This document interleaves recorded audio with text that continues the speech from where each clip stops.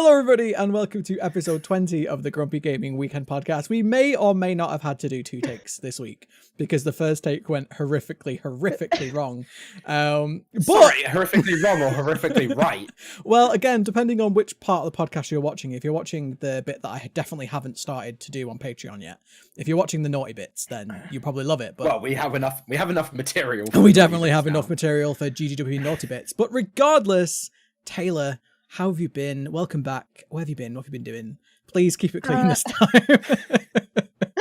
I didn't. Okay, so anyone not on the Patreon is gonna be like, "What was she doing?" I know. Yeah, just go Patreon. It's fine. So I went away to a cottage in the Muskokas, and I also went to Vancouver for 2 weeks. And just doing like a lot of stuff where I was away and concerts. So it just didn't line up with the podcast. Sorry, guys. No, it's fine. It's fine. You're busy. I think people thought we'd murdered you. That was the only thing. It was like she just disappeared off the face of the earth. And the other problem is too is I like realistically didn't have enough time to be streaming and like following with everything. So I didn't want to like contribute when I have been absent. Yeah, no, it's fine. But did you have fun? Did you have fun? Good. It was very good. I've been following the adventures on Instagram. Your Instagram story is just like every time you're away and stuff. It's all like boats and lakes. Yeah, I was gonna say there's always a lake. Things you seem to find every lake everywhere. I'm in Canada. Yeah, true. Canada. Yeah. Canada. There's lots of water. We're in England. We have like 2 lakes, so it's fine. We all water. Also, Vancouver's all waterfront. I say that we literally have a place in England called the Lake District. It's almost. But the Lake District only has 1 lake in it. Yeah, true. It's a big one though. Like, it is a big lake. Yeah. But it doesn't mean we have more lakes. We have a lake district, but it's all around one of them. That's very, very true. There you go. The Grumpy Gaming Weekend Podcast, where you learn about geography and bodies of water. Educational, not shocking in any way, shape, or form. Definitely not shocking. Pure YouTube. Let's education. promote ourselves. Why are you saying this? Isn't educating. YouTube. Come on, we're educating. Also, I have a floppy popcorn. Awkward. It's just not. It's not working today, is it? Today's just going to be a disaster. Should we just leave all of it in? Just leave all of it. Giggles really bad. That's fine. She's Canadian. There's probably a reason. No. Clean podcast. Clean episode of the podcast. It's fine. However, we are both sick. Taylor is sick. I am sick. So forgive us. Both sick. Sorry, what am I Scotch missed? You're just a guest. We are. Are you sick, Elliott? Are you sick? No, I'm fine. No, let's stay out of it. My It hair's doesn't concern you. My beard's mental at the moment. Doesn't concern you, does it? If you're not sick, but yeah, no, we are sick. So apologies if we sound a bit crap, and also we may have to do a short episode today, depending if one of us passes out. However. What have we all been playing this week? I know Taylor's probably not got much to talk about because she's been hiding away. Hey. Taylor's been playing IRL. You made me get modded Minecraft, and I sat my ass down for hours and learned modded Minecraft. Taylor swore first. Can we just get this story correct, please? Because so Taylor has been asking to play Minecraft for ages, right? Literally ages. She's been asking us to play Minecraft together, do like a GGW She may have asked kind of me thing. once or twice. Yeah. And I said I would would said I would only pay play for your Minecraft. You did. Yeah, she did. I said I will only play if we do modded Minecraft because vanilla Minecraft after you've played modded Minecraft is really, really boring. So she was like, oh, we'll see, maybe. And then she finally gets modded Minecraft, right? When World of Warcraft Classic comes out.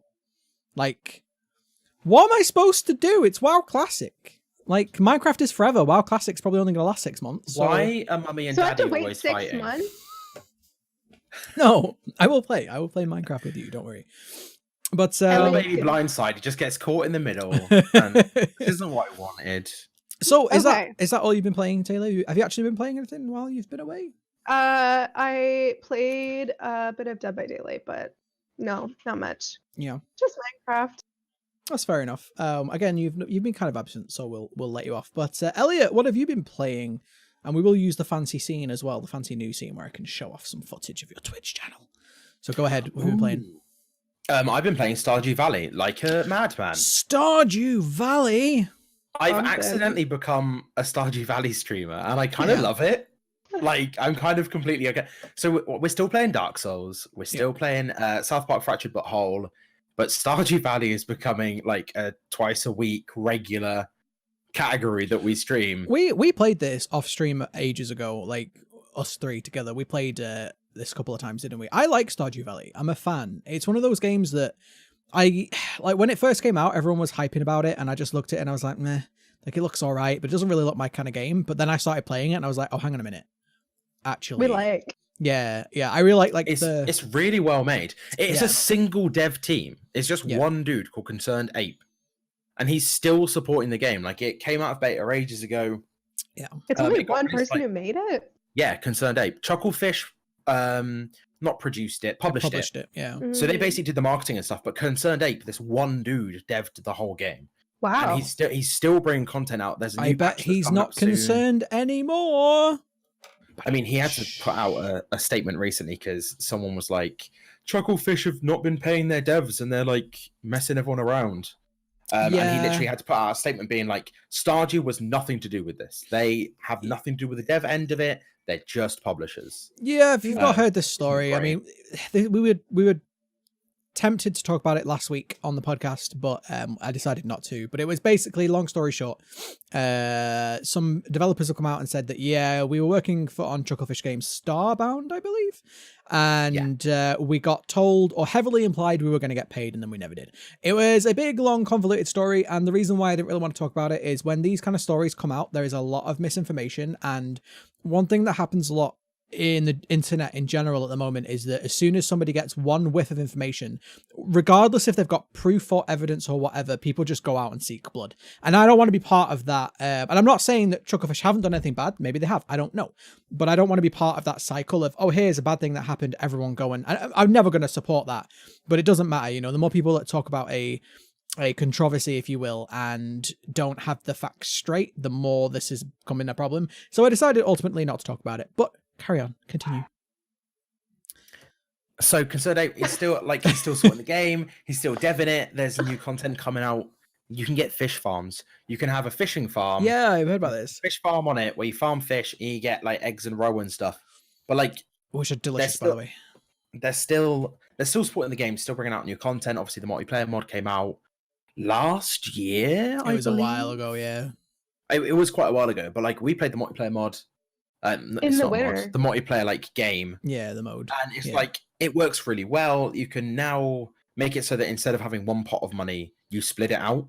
Because one of the issues with that game is the fact that with everyone's money in a pot, like if one of us goes to the shop and just like, I'm going to buy a backpack, and just like everyone else is like, that was a real big thing when we played it. I was like, I really wish this wasn't a thing, because it'd be like, well, I need something that costs 100 gold and we only have 150, and it's like, hey, I would ask permission. No, we were very good. We were very good at it, but I can imagine other play groups not being so good at that and causing arguments.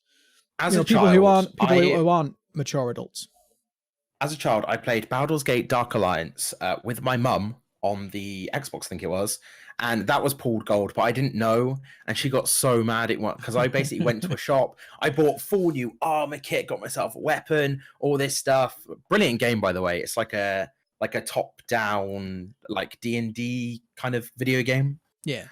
So I went and like completely kitted my character out and stuff like that, and then she was just like, oh, you've spent all the money and I don't have anything. And she basically threw like a bit of a tantrum, was just like, well, I don't want to play anymore. And I was like, oh, no. This is why you don't play games with your mum, because they have the ability to ground you when you're a child. And if you spend all of their gold, they can just send you to bed and take away your Xbox. So that was a rookie error.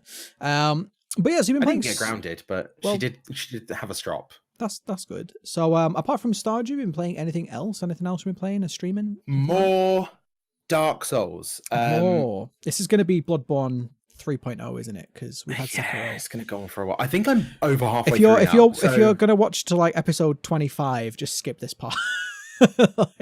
So we beat Ornstein and Smaug, or as I've been calling them, the Super Londo brothers, and they were a nightmare. And then it like just, there was loads of cutscenes. There was a big snaky boy and he ate me, and then we went into a shrine, and then it just kind of went, oh, you have to go get these Lord Souls. That's really it. And I was like, I don't know where I'm going. So the end of my last the stream on Wednesday was me being like, where am I? Where's everyone else? I don't know what I'm doing. Have you accidentally got a firekeeper killed? Have you tried getting good?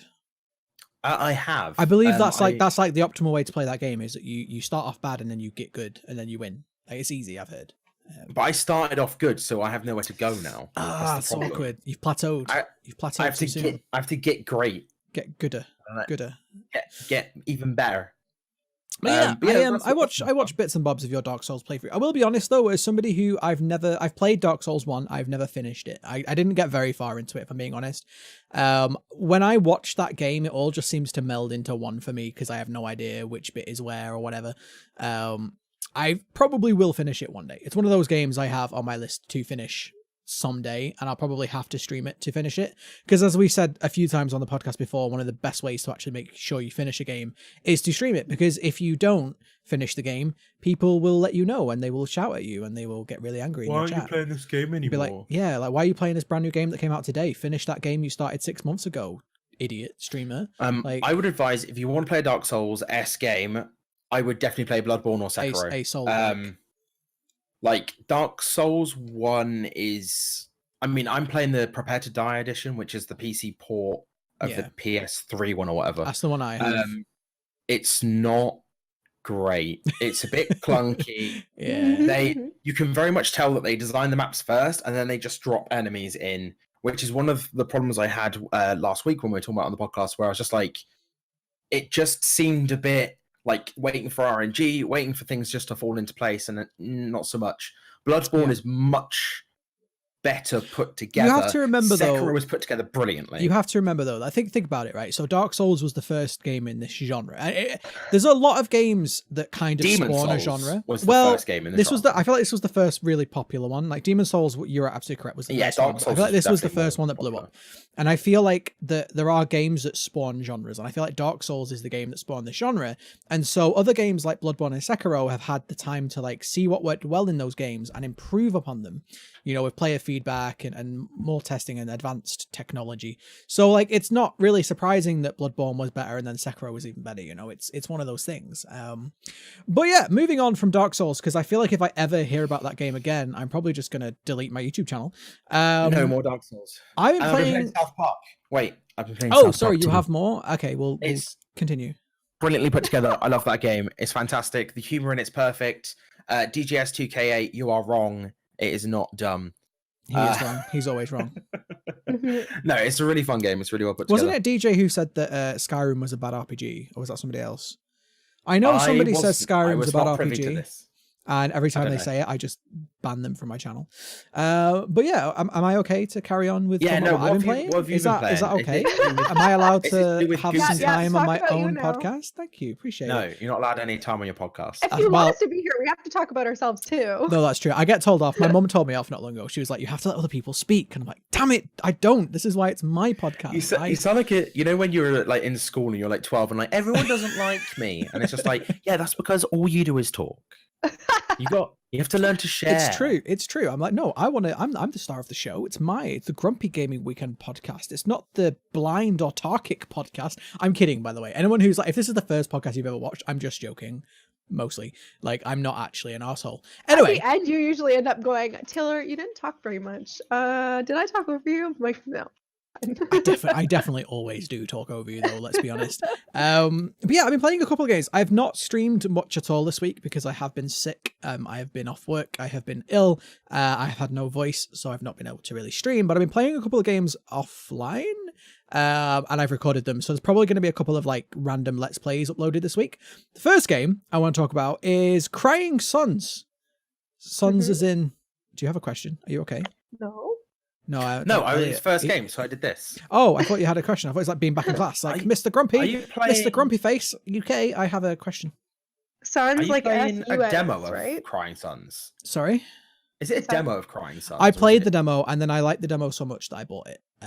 There is a demo available of Crying Sons if you want to go. And I highly recommend that you go and play the demo first. But yeah, Crying Sons, as in Sons, the celestial object, not Sons, the little boys. It is. Can we just hit your children? Yeah, just don't hit your children. This is why we're shocking. You're talking about hitting children. God damn it! Like one day, fictional video game children. You're not allowed to have violence against children in video games. It's like one of the main things you're not allowed to have. Anyway, moving on before we get banned again. It is a game that is very clearly inspired by FTL or Faster Than Light. because I know Elliott likes to say the whole words. But it is a game that is very much inspired by that. So if you've never played FTL, it is a roguelite in which you are traversing through, and this applies to both games because both games follow the same sort of pattern, but it is like a roguelite where you are traversing through space and you have to move along node by node, if you will. So every node is like an area in space, if you will, like a planet or a sun or whatever, and you have to like move on. And there's a lot of RNG, and if you die and start again, like a roguelite. So, and it's really good. I'm really enjoying it, but it's also very similar to FTL. Like the whole setup is very similar to FTL, including you are being chased by bad guys who will, if they catch up to you, you're basically just instantly dead. And so you can't sort of dally, and every time you traverse between a node, that costs a fuel, and it's very possible that you'll run out of fuel, so you have to try and find fuel, but every single thing you do is a risk in this game. So just as an example, you may come across a wrecked ship and you'll have the option to search it. And if you search it, maybe there's an alien in there and it's going to kill some of your crew. Or maybe it'll have loads of loot in there and you can take the loot. Or maybe a bit of both, who knows? And so every action you take is kind of like a risk. And I'm really enjoying it. I've only played like 3 hours of it, but it's very, very, very fun so far. It's all pixel art. There is a story to this one as well. FTL had a story, but it was very bare bones. It was basically, there's a bad guy, kill the bad guy. And you were like, okay. Whereas this one has a bit more depth to it. Everything is centered around, and I'm not going to spoil any of the story, but everything is centered around this one big event that happened. And you're trying to figure out what happened and maybe trying to fix it. And all of the people that you're fighting along the way are kind of just people in the way. But it's very, very fun, very, very interesting. I really enjoy it. The combat is a little different to FTL, whereas with FTL, I don't know if you guys played FTL, by the way. No, I can tell because you're like, what the fuck is he talking about? Honestly, I can see myself like just a lot, and I'm like, I feel it like is interesting. I just don't understand. You'd probably like FTL, but whereas I've had FTL suggested to me a few times by a few different people. I just haven't really got around to it. If you like roguelites, which I definitely do, I really like roguelites, but I like roguelites with permanent progression. I've said this before, one of the reasons why I like Enter the Gungeon and Binding of Isaac so much is that you are, even if you die, you probably got some currency or unlocked a new item so that will appear in the dungeon later on.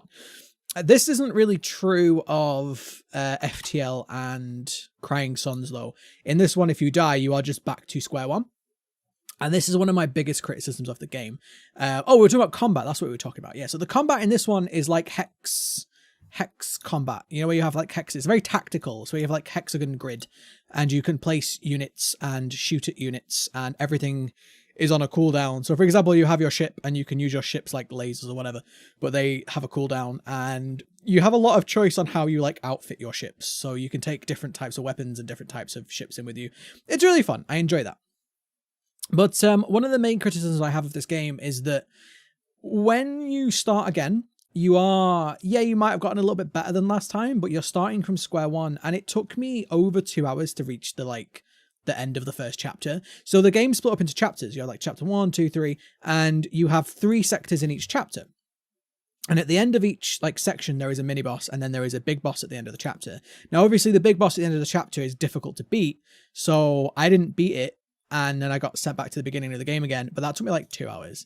It took me like 2 hours to reach the boss. So I'm kind of like, it's a very big time investment. Now, you do unlock a new ship if you beat the first chapter. So I guess if you beat the first chapter and then die and go back to the beginning, at least you have a new ship. But I'm just like, it's a long time. And especially considering that pretty much everything so far is just RNG. There's no real okay, well, here's skill. Every time it's like, well, do I search this ship or do I not search this ship? It's always just a gamble and it's always just RNG. So I like it and I'm having a lot of fun with it, but I also don't think it's going to last me that long. I think this game is going to be similar to FTL and where it's going to need mods, I think, or it's going to need some more content because I have found I'm seeing the same scenarios happen quite a lot where I'll see the same, just as an example, right? there was this one, this is a little minor spoiler, but there was this one ship that had a bunch of children on it. And I was like, hi. And they were like, we're a load of kids. We're in space on our own. Help us. And I was like, okay, cool. So I allowed them to board my ship, but it turned out they had bombs strapped to them and they tried to blow me up. And so I saw that again. And I was like, well, I know that they've got bombs attached to them, so I'm not going to let them on the ship. And it was like, oh, ha, you like figured out our trick. And I was like, yeah, because I did it like half an hour ago. Like I've seen this twice in the space of 2 hours, you know? So it's kind of like, they'll probably add more as it's just come out, by the way. So they'll probably add more as time goes on. But I feel like for a game that I've only played for a few hours, to me, seeing the same events over and over again is a little bit worrying. But yeah, I feel like it's definitely a game that would benefit from some mods. That is Crying Suns. That's the first game I'm playing. And the second game that I played just before the podcast, because it only came out at 5 o'clock, is Untitled Goose Game, which I've been looking forward to for ages. Taylor's like, I've never heard of this. What the hell is this game? I've seen you and Sammy. Sammy just got excited about it in Discord, and you were like, no, I'm going to play it. And the whole time I was just like, I don't know what's happening. I saw this, I think it was EGX last year, but I didn't get a chance to play it. It is essentially one of those little silly physics games. You play as a goose, and you're basically an evil goose. Your objectives are to just like mess with people, essentially. Like the very, very first level, which I have a Let's Play recorded, so I'll probably just upload that to the YouTube channel. But the like first like level, if you will, you're just having to steal a load of stuff from this gardener. You like one of your tasks is to like steal 10 of his things and just put it on a picnic blanket. But it's really fun. It's like you can pick things up in your beak, you can honk at people, you can flap your wings, and generally just be a nuisance. And I feel like Goat Simulator. Kind of. Have you ever of. played Goat Simulator? Yeah. Where it's just like, it's kind of just like, here's a load of toys you can play with. You can grab stuff with your tongue. You can like do certain things. Kind of. It's much more focused than that. Whereas Goat Simulator was, here's just a big open thing, and there are kind of like mini objectives, but you don't really have to do them. With this, it's definitely a linear progression. Like you have to complete the objectives to move on to the next area. And the game is sort of like soft split up into levels because of that. But it's kind of fun. I feel like it's definitely one of those games that's going to be quite popular for a little while on Twitch and YouTube because it is just silly, you know, running around as a goose and honking at people and stealing their things. It is hilarious. And I definitely enjoyed the hour or so that I played of it before the podcast. I do actually think this game's kind of hard because there are a lot of... It really reminds me of one of those games from like the late 90s where it's like, here's an objective, but we're not going to tell you anything about it. Like one of the objectives was break a broom. And I'm like, I don't know how to do that. I'm like, I have no idea how I break this broom. Bop it. Yeah, I've tried everything. I've tried like trapping it in a door. I've tried bopping it. I have no idea. But it's one of those where like, you'll figure it out eventually. And then once you figure it out, you're like, I'm an idiot. Why didn't I figure that out sooner? But yeah, it's pretty fun. It is definitely... It's definitely not a game that's going to last very long. Like, I feel like you're probably going to play it once and then never play it again. But I think if you Was like... it expensive? Oh, I don't believe so. I think it was... Now, can I get my Steam? I can just Where about did you get it? On my Steam, it says it's planned release date to be determined. Oh, sorry. Yeah. No, I apologize. I actually had to buy it on Epic because it came out on Epic, but Steam haven't got around to launching it yet. So... I know I'm probably angering at least one person who's watching this podcast being like, why you buy it on Epic? Epic exclusivity. How dare you? I had to play it before the podcast so I could speak about it on the podcast, and Steam haven't released it yet. So it is £11.99 on Epic. It's £4 off at the moment. It's down from $15.99. Yeah, but it's the graphics look amazing. Yeah, it's really cute. I like the. It's not like super realistic. Sorry, I'm like, the graphics look amazing, but I'm assuming is it up here somewhere? Have you got footage? Yeah, it will be up there. Then you can see it's so pretty. Yeah, no, it is a very enjoyable game, and it's full of like little humor, and you know, like I enjoyed it for about an hour, and then I'll probably go back and play it. But it's definitely not going to last forever. That's one of those things. It is definitely a little indie game. I was saying, by the way, on the Let's Play, which I'm definitely going to upload soon. It really reminds me of, I don't know why. Did you ever play that game on PS1? It was a Rugrats game. I think it was like Reptar's Revenge or something. It really I played a Rugrats game on the PlayStation 1, but it's probably that one. I think I rented it from Blockbuster. That's how long ago we're talking. Can we have F's in chat for Blockbuster, please? But no, it was it was a game where you literally just had to run around and do stuff, like pick up 2 cookies or something. Like it was like a really simple, like silly game. It's just like that. But I enjoyed it anyway. So that's what I've been playing, and we didn't talk about Damascus's game because that was this week, wasn't it? We didn't talk about Damascus's game last week, did we? So No, we should talk about it. yeah, let's talk about that one. So one game that I did stream before I went sick was a little game by somebody in my community. I'm really proud of this one because there's a guy who's been in my Twitch community for ages now called Damascus, and he's studying game development. And so over the summer, they've had to do a project where they essentially just develop a little game. And Damascus decided to do a horror game. I haven't been helping develop it because I don't have those skills, but I've been helping with the QA side of things. And we've been kind of like brainstorming on what I find, what makes games scary and so on. And so I played his game, which bearing in mind, and I'll throw some footage up, but bearing in mind, it is made by a group of students, not planned to be sold or released.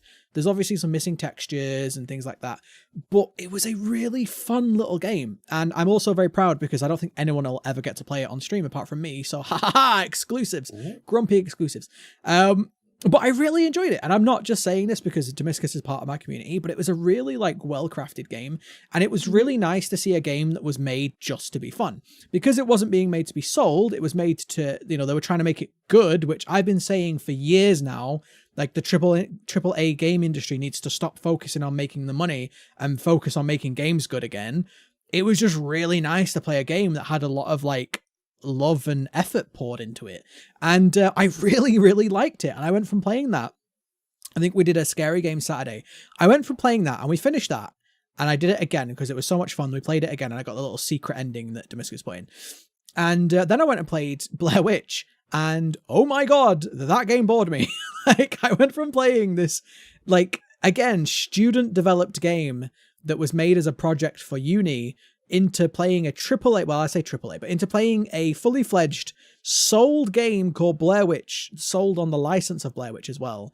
And that game bored me. I played it for an hour and was like, I'm done. I'm just done. I was just walking around the forest and nothing was happening. And then I finally saw the monsters in that game because that game does have monsters in it. And they were stupid. They were really stupid. They were like these ghosts that just fly around and you have to shine your flashlight at them and they disappear. And it was just really? There was no tension, no horror. It was just really cool.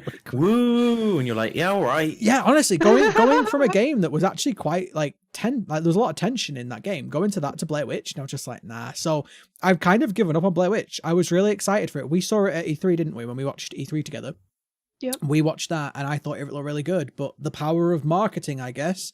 So yeah, another game that I've just been disappointed by. I just. Never gonna change my name from TheGrumpyBrit. But anyway, that is what. Has anyone else been playing anything else before we move on? Before we go on to the. I've been playing the mobile game Hempire because Canada. I'm not. TOS. Oh, I'm not bothered about. I'm not bothered about the TOS. I'm more bothered about this a mobile game. Oh no! I've put the names wrong. On Steam. This is why I need a. You put the names wrong. I've called Taylor you by accident. Should we just fix that live right now? Taylor, grow a beard. Oh no, you've got two blind sides. We can't have two blind sides. Oh, okay, double me. Nice. Double me and more to see. There we go. Did you guys missed my natural segue? Oh, sorry. What was your segue? I was too worried about the quality. This is why I need a Switch Lite. I don't want to talk about Switch like that. I want to talk about my new Twitch emotes. That's a great segue. Okay, what about? Yeah, let's talk about them instead. So I thought about the Twitch emotes briefly because when Terry was like F's in chat, because my Twitch community now has the most meta meme you've ever seen on Twitch. Twitch guidelines state an emote cannot have a single letter on them. I kind of misinterpreted as you can't have an emote that's just a letter. Yeah. So my F emote was rejected by Twitch because it has an F and then basically a little chibi me with stars around his head and crossed eyes. Yeah. They rejected that, and then my chat got filled with F's in chat for my F emote that's not allowed in chat. And it got very confusing. Very meta. But no, all of my emotes got approved. Platinum Trophy Wife, who's been on the podcast twice. Almost as many times as Taylor at this point. Yeah, nearly as many times as Taylor. Goodbye. I took my community over to Plat and we just spammed her with the emotes, and it was just a beautiful moment. It's really nice having your own emotes. She does amazing work. First time. Also, her emotes are fantastic. Yeah, I got one made for her too. I love her style. Like, she absolutely nailed mine. I've got like a little raid dude with a Skyrim helmet and an axe. Yeah. I love And how he's ginger gorgeous. she made you though. I said the made- same thing. Well, she made the Like, beard. are Like, you super, not ginger? super ginger. She played up the ginger in the beard, and like, but literally my beard. Like, you probably can't see it on the podcast, but there is literally just a line here Yeah, where I'm my about the hair same. color stops and my beard color starts. There is no fade. I've got exactly the same thing. Like I have warm brown hair, but then my beard is like proper ginge, and you can't tell because I cranked down the brightness and cranked up the contrast on my camera. But when you see me at EGX, when we all go, well, those of us who are going anyway, I'm you'll so see, excited for EGX. You'll see how ginge my beard is. So excited. I yeah, booked no, my I mega can't bus the other day. I'm cannot sorry I wait. can't come, guys. No, we're just gutted you can't go. But it's a Yeah, long it's- way. it's It's a long depressing. way for you. It's fine. I also did We way too forgive many you. trips this summer. She see that guy. She prioritizes her IRL friends over her podcast buddies. See that? I need a This- job. If anyone's looking, if anyone's hiring. I Can we don't not wanna just work in the- make it on Twitch, please? Can we just be big full-time streamers and YouTubers? Thanks, that'd be amazing. My next plan, looking for work, is I'm gonna do some like voice reels, and I'm just gonna send them out to I'm thinking like radio stations, content creation stuff, games companies. Just be like, does anyone need voices? Because everyone in my stream chat here, I get randoms coming, and they're just like, oh, you have a really like soothing voice. It's really relaxing. I'm just like, yes, please, jobs. I Please, think jobs." it's just a British thing because I get that a lot as well, and I'm like, really? Are you kidding me? Like people come Well, in like, I really like your voice. like- It's like it's just Well, yeah, like that. You two, like because I hang out with you, I'm used to it now. But like in the beginning, I don't know anyone that sounds like you guys. We do because we live in England, where all the Yeah, English but people live. a lot of people don't live in England. That's true. In fact, the majority of the world doesn't. Let's be honest. Nope.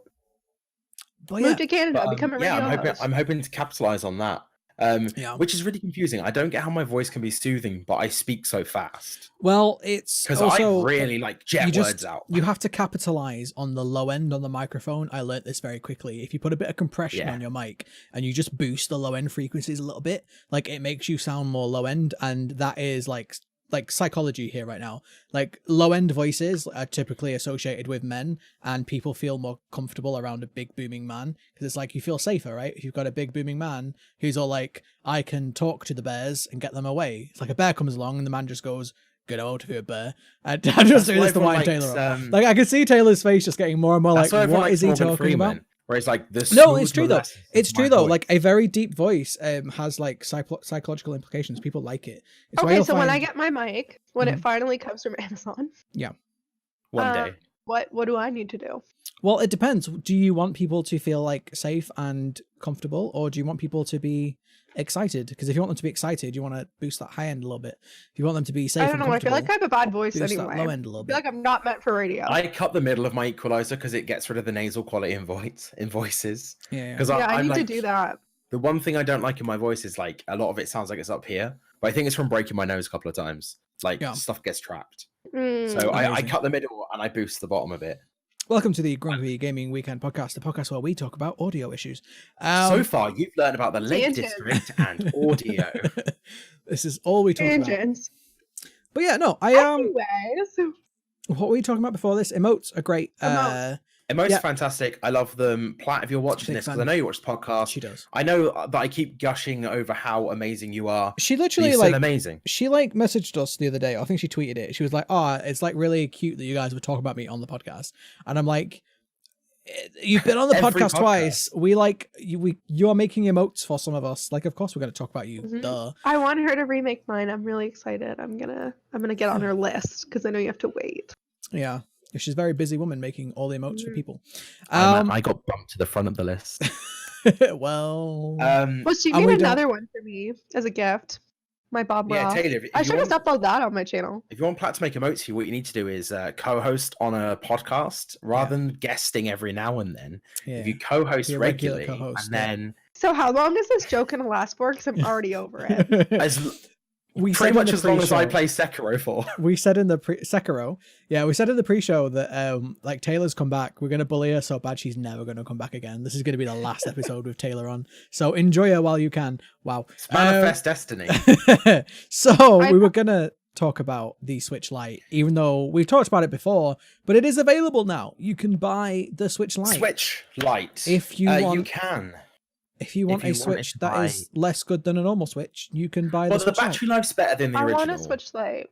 but they've also released a Switch that has better battery life. Yeah. But the Switch Lite apparently does have better battery life. If you're not playing it docked, like the Switch Lite's fine, and I think it's like $100 less. Here's my issue though, right? Here's my issue. The whole point of the Nintendo Switch, right, is you can switch it between being a console or a handheld console. So if you can't switch it, why is it still called a Nintendo Switch? They should call it the Nintendo Doesn't Switch. Yeah, the Nintendo Don't Switch. I like that way better. The Don't Switch, not the Switch Lite. The Nintendo Don't Switch. Yeah, thank you. Why do people not consult us before they make these stupid marketing decisions? It's like, come on, we'll do it for free. I feel like with the Nintendo Switch, I don't think I would ever use it on my TV. So the fact that it's cheaper and I can just sit in my bed and play Stardew. All jokes aside, I'm all for options. And I said this before, like, I like that we have the option of it. Even though for me, I'd rather have a normal Switch because, you know, I like playing it docked now and again. I like that we have the option. And also, I really like the Switch Lite in yellow. Grumpy Gaming yellow. I like it, but I'm not going to buy another Switch. Yeah, there's like a turquoise, a yellow, and a black. gray. Is it black? Gray? Black. But yeah, I really like the yellow, but I'm not buying another Switch just to have a yellow one, to be honest. Unless, you know, Nintendo watch this podcast and want to send me one. We love Nintendo. I mean, well, I do, except when they say to like YouTubers, you can't do anything unless you sign up to our creator program. Sign up to our creator club, which has all of these rules to it. Don't listen to that bit. Just send me a Switch Lite. Don't listen to that bit, Nintendo. It was a joke. But yeah, it's another option of the Switch, and they've done this a lot with the Nintendo DS. They've done it where they released the 3DS, and then they were like, hey, well, maybe you don't care about 3D, but you want a new one, so here's the 2DS. And that's exactly what I did. I was like, I don't want to play a handheld 3D. And they had the 3DS Max and the 2DS Lite and all 2DS XL, yeah. And you know, as long as they're not forcing like an actual hard generation being like, oh well, you can only play this game on the Switch Lite, you can't play it on the normal Switch, then I'm all for it. Like, I really don't care. Like, release as many different editions of a console within a generation as you want. Like, I'd rather that than like they'd be like, oh well, we released the Switch a year ago, but now here's the Switch 2 and you can only you got to buy Switch games on the 2 version. I don't want that shit. So really, options is great. Do whatever you want to do. If you want to release a console that's a bit cheaper and it has less functionality and that's the console for you, then go for it. I personally prefer the dock, but whatever you want. So you have an option. That is out. That is pretty much all I've got to say on the topic of Switch Lite. Hashtag not sponsored. How much do you think you could sell a Wii U for? Like £25. Yeah, not a lot. If you find a real gullible idiot. Yeah, because I'm looking on Kijiji here, and people are selling them for like, hold on, $250. Why are we now just trying to get you to merchant Wii's? I want to Switch. I just want to ditch this stupid thing that I got gifted. I want to Switch. Someone bought you one, and now you're trying to ditch it. Yeah, it's old. I like the Switch Lite. I think it looks pretty good. And if you want to save the $100 or £100, I think it's £100 or £110. But I think it's $100 on the head difference in America. Mm-hmm. If you're not fussed by docking it, obviously the docking with the Switch. Stop. We need a chat. It's supposed to have a longer battery life by a few hours. But they've also Elliott increased the battery life. Just said that, like, by the way, just pointing that out. Yeah, they increased the battery life off. I was on Kijiji, I'm sorry. But yeah, the Switch Lite, like, whilst it's docked, I think it's a high resolution. Is it 1080p docked and 720p? I've heard, like, some games run worse when it's docked in a way. Yeah, because it's high resolution. Yeah. So it's obviously more taxing on the system. Yeah. Because there's nothing in the dock, it's just it connects it to the TV. Yeah, it's basically that's really all it is. Yeah, it is. It's like a HDMI converter almost. If you don't mind everything being 720p, which to be fair, it's a handheld. The only other downside though, the only other downside is though, is you won't be able to stream from a Switch Lite. I'm assuming they haven't added any sort of like HDMI out, so you wouldn't be able to stream from it. Which you can't capture. People do stream Nintendo games as well. Like I there's always people that I know streaming the games, so that is a potential concern. But again, the console's cheaper. If you're not bothered about streaming and you're not bothered about playing it on your TV, you just want a normal handheld, but you want to be able to play Pokemon Let's Go or Pokemon Sword and Shield, because let's be honest, that's all anyone really wants to play. Well, the other thing as well with so you're saying Pokemon Let's Go, but Pokemon Let's Go, you can use motion controls, and the Switch Lite no Joy-Cons. So I'm assuming Well, no you motion can. controls. Well, yeah, there's no motion controls. Unless but you're like, you can play all these games with in handheld mode anyway, so they all have a way of playing them in handheld. I know that Pokemon Let's Go is actually a tactical disadvantage to play it in handheld mode because you can get more experience points if you use 2 controllers and throw 2 Pokeballs. I learnt that. And I learned that from SDQ. But yeah, so I was going to say, the speedrunners are like, well, you can level up quicker if you do this. And I was like, who's playing the game like that? Speedrunners, obviously. Well, yeah. You kind of just said it. But yeah, so like there are certain advantages to having the original Switch. But again, options. And it's nice and yellow. So again, Nintendo, if you want to send me one, I'll take it. And I'll play it on the stream. I can't stream from it, but I'll play it on stream. I'll just sit there on stream in IRL. Nintendo don't want you to stream their games because you're not part of Creator Club. They do now. They got over it, I think. I think they realized they were losing a lot of money by not allowing people to stream their games freely, hindered. Either way, moving on to an actual topic, because I'm about to get really grumpy, because there's grumpy news to talk about. Actual topic. Well, there's like, when I'm right, I don't know if you guys know this, but I really like being right. And it's a shame it's so rare. I know, few and far between. What are you talking about? I am literally right 90% of the time, 50% of the time. Wait, what are we talking about now? Anthem. So, okay, yeah. Anthem, the game that I called out before it even came out, I said this game is going to be a bunch of crap. It turned out to be a bunch of crap. And I haven't really covered a lot of the Anthem news because honestly, it's a game that I never bothered playing because I looked at it and was like, yeah, it's going to be shit. It was shit. Just like a lot of other games that came out in that time period, Fallout 76 and so on. A lot of these games that all happen to be live service games, by the way. And I've been saying this for a long time now. There's nothing wrong with a live service, but you have to do a live service well.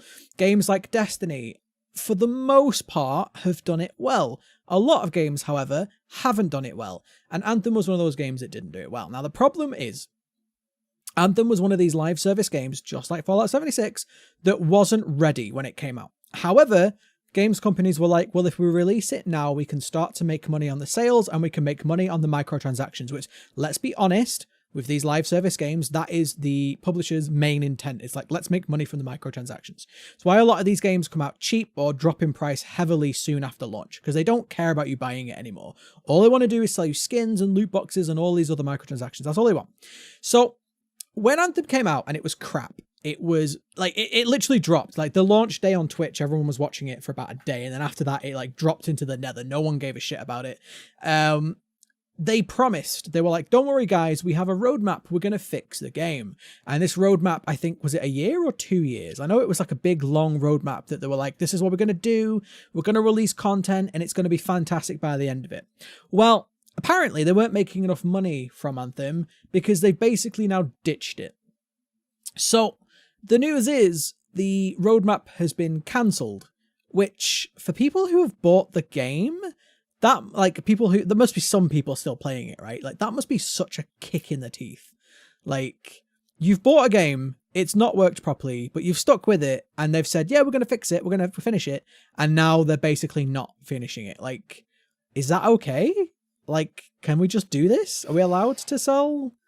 I mean, it's not any, like, if you think about it, it's kind of similar to, like, you know, when you get Kickstarter campaigns and then it just, like, flops and everyone, like, that backed it just loses their money. Yeah. I think it's kind of just a hit like that. Like, even the BioWare blogs have just disappeared. But is it, though? Because Anthem was sold as a finished product. It wasn't sold as a Kickstarter. It wasn't sold as an early access. It was sold as a complete product. So is it like a Kickstarter? Because at least with a Kickstarter, you understand there's some risk. I feel like nowadays, like if you expect a game to come out as a finished product, then you are probably naive. Most games coming out lately are not finished products. Yeah, but that's not okay though. That doesn't mean everybody else is doing it. I'm not saying it's okay. I'm just saying. You better not be saying most games coming out over the last few years, or at least the games that we hear about a lot in like gaming news, definitely are coming out incomplete. I mean, they had the right idea. I played. Oh, okay. You got beers on the go? No, I muted myself. I'm on the disc. I'm obviously on the disc call. That's why you still heard it. The cough is killing me. Sorry, guys. So yeah, I played Anthem in the beta, and it. So you played it on day one release then? Well, the weird thing is, like, it worked really well on the pre-launch versions. Like, a lot of the issues that were reported on the launch weren't in the pre-launch. So I don't know whether last minute they tried to change some stuff or whatever. One I mean, of the obviously, biggest, you were one of quite the biggest limited. criticisms of the game was there was just nothing to do. Like, it was a very barren and empty game. And like, once you've got bored of flying around like Iron Man, you're like, oh well, that was it. That was all it was, you know.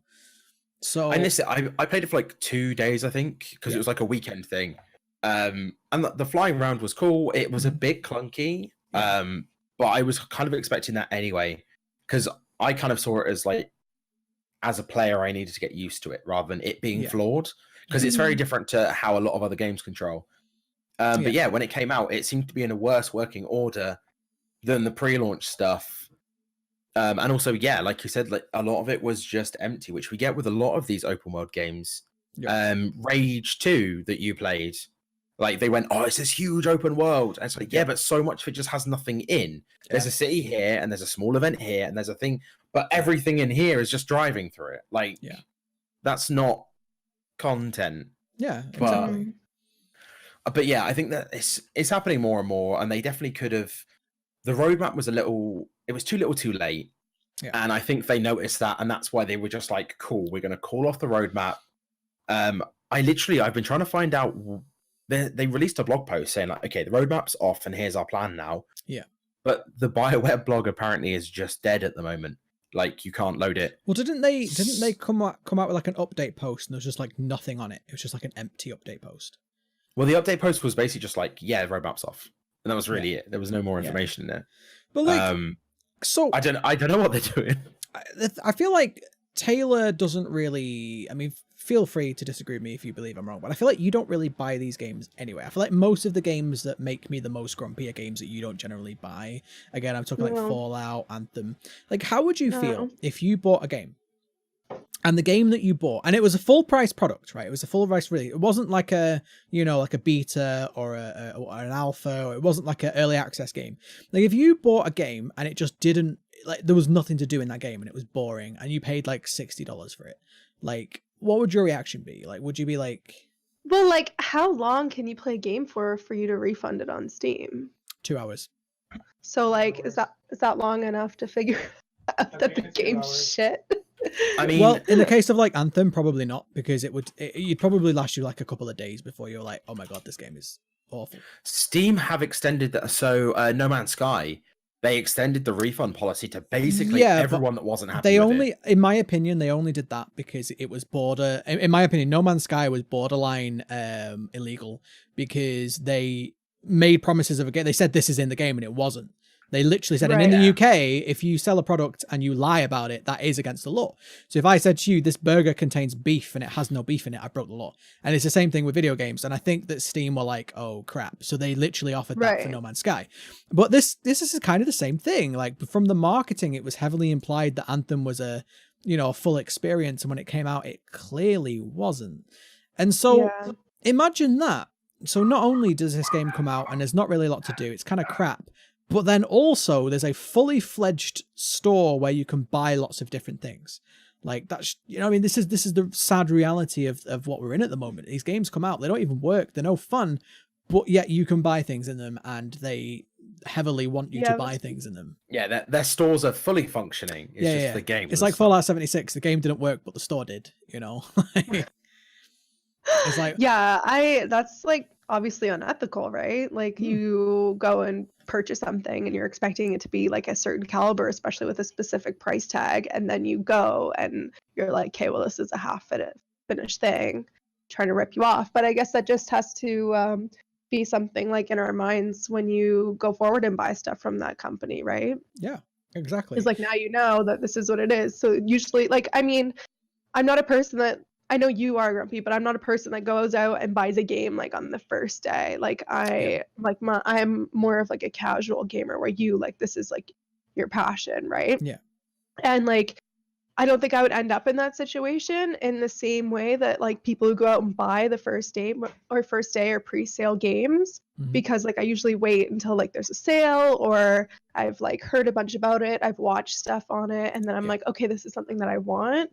So I guess it depends on like how you consume your games, right? Yeah, 100%. But yeah, So, I guess I would just be like mindful of that. Like, okay, this developer does this, and now it's becoming a money grab. Maybe we have to turn towards like indie developers, where you look at their games, they're coming out more like completed. yeah. You know? So I guess what you're saying is caveat emptor, you know, buyer beware. Like, Yeah, like if that's yeah, the type of climate that we're dealing with now, like what yeah, can you really do about it? We're not the ones making the games. Like unless there's some sort of like social media uproar, yeah. like what are you supposed to do? Well, it's interesting that you say that because I definitely used to be a hype guy. I used to get really excited about video games like Halo as an Mhm. example. I loved Halo 1 so much that Halo 2, like if I had money, I probably would have bought 10 copies on day one. Like I obsessed about that game until it came out. And on the day it came out, I like ran home from school. I didn't run. But like I got home from school very quickly and I was like super excited. I probably like threw it into the Xbox to get it in there to just play it. And I used to be the same thing. And over the years I've learned like not to be like that anymore. And especially now, like you say, this is the climate we're in. I Mhm. know not to be like that because how many times you've been let down. And it's not like these games are cheap, you know, $60, No. £50. You go and buy a game and it's just crap. It's like, well, great. Well, the other thing is too is like with IP being transferred across multiple platforms, like for example Blair Witch, you have like a notion of what something's going to be because they've carried like their brand Yeah. over to a video game where you're like, okay, this movie got a lot of hype, so Yeah. the game must be great. And then it gives you like this preconception. You must be new. Can I just interject with that point? I just want to be fair with something because you've just brought up Blair Witch, right?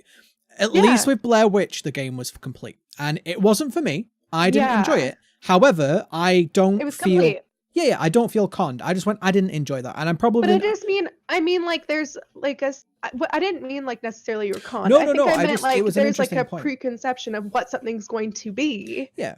Based off its name, like Halo, for instance. You did the first one, you had an expectation. You do the second one, it didn't live up to the expectation. Oh no, you second one was bought great. it. It was 4 and 5 that was shit. Oh, it was 4 and 5. I knew you were mad about one of them. I can't remember. And so it's just like, yeah, like there's a lot of marketing that goes in that doesn't really like essentially explain stuff to you very well or like misleads you. Well, marketing is designed to get you excited, so they only show the good bits. Yeah. You know? This is how I got conned by Alien Clone Marines. I mean, that's how we were watching E3 and we're like, where's the gameplay? What is all this like editing and like acting? Oh my god, you know so what much I mean? We know Like, that now. Being like, you see it, like, but the the thing game. is like how many people are like think critically about something like that and are able to look at what they're being pitched and understand like what it's gonna end up being, right? So it's I feel like as well, you got to remember that like I know me and Elliott, I've been playing games for over 20 years. You know, I've been playing since I was like 6, so coming up to like 23 years I've been playing video games for, and I feel like the video game industry boomed a few years ago. It blew up. It went from being something that was very sort of niche to being massively mainstream, and everybody has an Xbox or a PlayStation or a PC in the house now. Not everybody, but pretty much almost everybody video games in some form or another, whether that be mobile, console, whatever.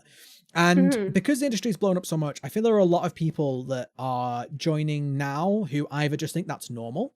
You'll think it's normal that every game has microtransactions and loot boxes and whatever. And there's a lot of people that just think it's just normal that a game comes out and you have to wait a year for it to be finished. Whereas people like me and Elliott, and probably even you, Taylor, people like, you know, us, we sit there and we look at a game and we're like, hang on a minute. Like 5 years ago, games were coming out fully complete. Why are they not now? You know, it's not like technology's gotten worse. It's gotten better. You used to buy something and it would have to be on the disc. And if it didn't fit, like if it wasn't on the disc, it's not like you get a second disc later. Exactly. Well, I guess you could, but like, you know what I mean? Yeah, but that only started like way towards the end of like discs. That started just before like the online boom. Like I remember Halo, I think Halo 2 was the first game that I ever bought a DLC disc for. And it was like a map pack. Right. But like what I mean is like it would come complete because of like the way that it was being like given to you. Where now like we're on like an online platform, everything's always updating all the time. So people just assume the updates come naturally instead of actually giving you something that's like worth playing. Yeah, 100%. Right. And whereas the online has been a blessing in so many ways, it's also allowed companies to just take advantage. You know, it's like, well, we can finish it later. We can sell it now and finish it later. Whereas they didn't have that. You're absolutely right.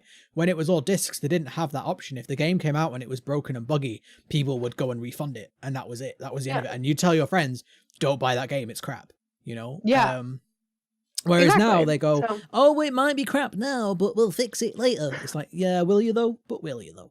Like, And it's then right. they The don't. initial build's a pre-alpha, beta, gamma build, where it's just like, dude, this is the like, wait until the Omega version, then it's going to be done. gaming being online and mostly digital has been a huge blessing, as you guys have said, for like patching and stuff. But the ability to patch has definitely built It's complacency. In the in words game. of Jim Sterling, you know, if these companies find a way to fuck you over, they will do it. It's like, that's not an exact quote, by the way, but it's true. Like, these companies will, especially the bigger ones, like, whereas some companies are using the internet to actually make games better, a lot of these companies are just using it for another way to screw you over. And it's like, I honestly wish this wasn't the case. Like, the reason why my branding is TheGrumpyBrit is because of all this crap, you know? And I've actually been thinking again, because we've spoken about this on the podcast a couple of weeks ago, like, I'm still on two minds of changing my branding over, just because, like, as much as I do get grumpy, I'm not grumpy all of the time, and I don't like being grumpy. Like trust me, I love it when games come out and they are masterpieces. Like, I cannot wait for Cyberpunk. Do you know what I mean? Like, I'm not going to be very grumpy when Cyberpunk comes out, unless it's terrible, but I'm sure that's not going to happen. So, like, I don't actually like being grumpy. I just feel like it's one of those things that I just am a lot. And so, well, you have high expectations, right? And I mean, rightfully so. Like, people are charging huge price tags for things, and like, you have like, you're supposed to have the best working on stuff. It's considered like art, like you're expecting great things, and then you get something like Anthem and you're like, what did I pay for? Exactly. And especially because people are making masterpieces. I mean, The Witcher 3, I know I bring this up a lot. The reason why I bring up The Witcher 3 a lot is because you're paying the same amount for The Witcher 3 as you are for Anthem. Well, not anymore, because they've you know, drop the price of Anthem, of course. But like, you were paying the same amount as Witcher 3 and Anthem. Like, which one of those games would you rather have? And I guarantee you 99.9% of people would say The Witcher 3. Like, if you can only choose between one of them. So why is it that one company's coming out with an absolute masterpiece and another company's coming out with, let's be honest, a piece of garbage, and they're both charging the same for it? In fact, Anthem's charging more because apart from the 2 pieces of DLC for The Witcher 3, which were also masterpieces, by the way, I love the DLC for The Witcher 3. Like, I think I prefer Hearts of Stone over the main game, put it that way, right? So then Anthem comes out and you spend more money in Anthem and all of these other live service games, yet they're worse. Like, how do these companies expect to get away with that? That's what I want to know. Like, how do they think people are going to be that stupid?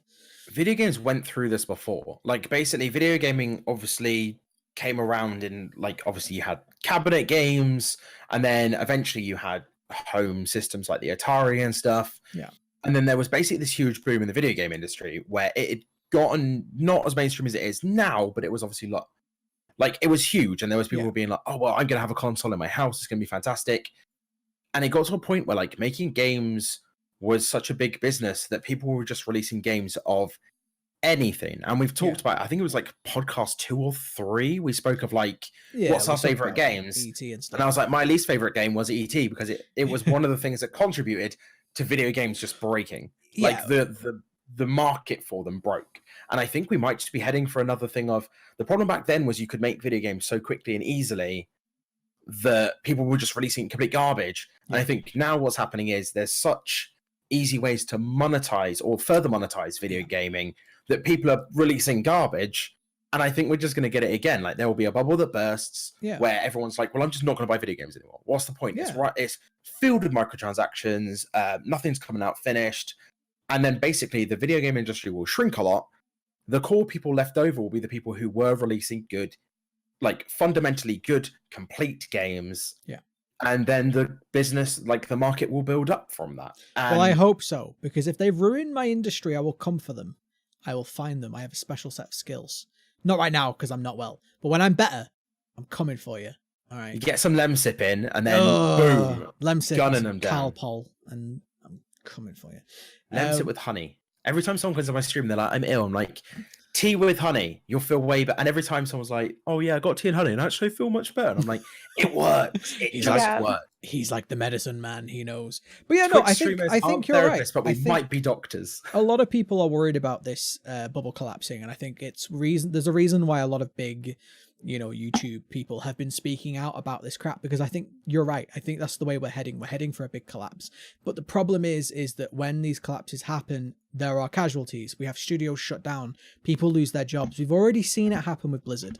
Blizzard have cut a load of jobs. I'm pretty sure there was other studios that have cut jobs recently. So people's livelihoods are being ruined all for the sake of greed when they don't need to be. These companies could make more money in the long run if they just weren't so short-sighted and greedy. But I feel like they don't care. I feel like a lot of big business people, and this is true of every industry, retail, fashion, music, all of these industries, they're so intent on making as much money as possible, as quickly as possible, that they end up destroying their own industry. But then when they do that, these big executives will just move on. They'll move on to the next thing.